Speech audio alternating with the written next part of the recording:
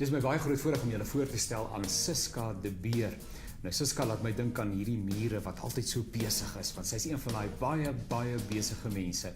Maar die saak waarmee sy besig is baie verdienslik en is my 'n groot voorreg om haar hier in die ateljee te verwelkom. Dag sê Siska, baie welkom. Ja. Die Erdekryk is die koerant waarmee jy jouself besig hou. Vertel asseblief vir ons, hoe het jy betrokke geraak by die Erdekryk?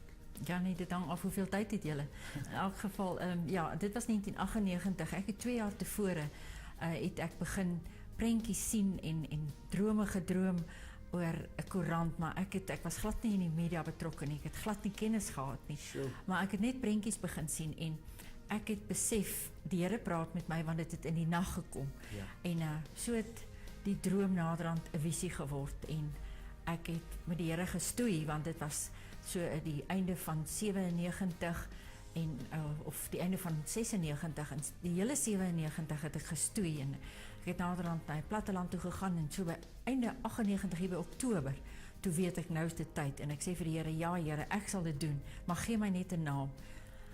En ek het baie name gekry, maar ek het toe uiteindelik op my knieë neergeval en gesê, Here, as U dan regtig wil hê ek met geen ondervinding met 'n koerant doen, dan gee vir my die naam. En so die Here vir my 2 Korintiërs 4 vers 6 en 7 gegee. En toe ek die Erdekryk raak lees in daardie skrif, toe besef ek, dis die naam van die koerant.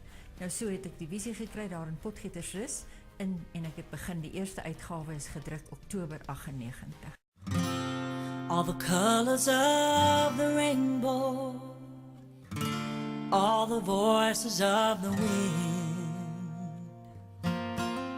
every dream that reaches out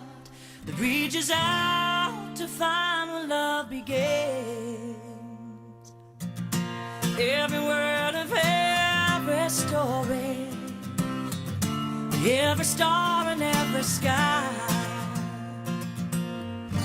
every corner of creation lives to testify.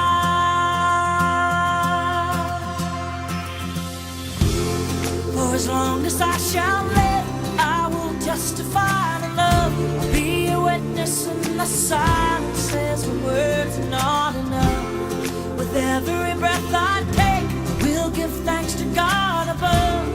For as long as I shall live,